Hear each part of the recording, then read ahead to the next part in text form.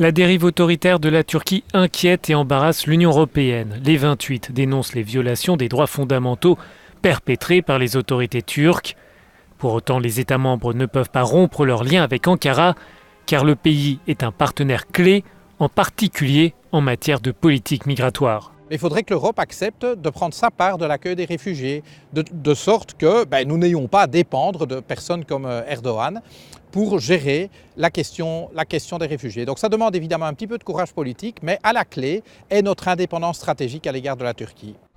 En mars 2016, l'Union européenne et Ankara ont conclu un accord qui prévoit le renvoi vers la Turquie des migrants arrivés en Grèce. Mais depuis, les points de friction se multiplient entre les deux partenaires et remet en question la candidature d'adhésion de la Turquie. Si la Turquie ne peut pas relancer un processus de réforme, elle ne sera plus en position de répondre aux critères d'adhésion à l'Union européenne.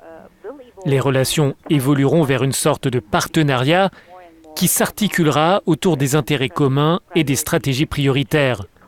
À Bruxelles, la Turquie est perçue comme un voisin stratégique ou un partenaire clé, non pas comme un candidat. Malgré les tensions, l'Union européenne envisage de débloquer une nouvelle tranche de 3 milliards d'euros pour aider la Turquie à accueillir les réfugiés. Européens et Turcs ont en effet de nombreux intérêts en commun. La Turquie ne se porte pas très bien économiquement et donc elle a besoin de débouchés. Et c'est très clair que des mauvaises relations avec l'Europe sont nuisibles à la Turquie. Donc quelque part sur le plan économique, Erdogan a besoin de l'Europe et l'Europe en fait a besoin de la Turquie. Aux enjeux économiques s'ajoutent des interrogations en matière de politique internationale.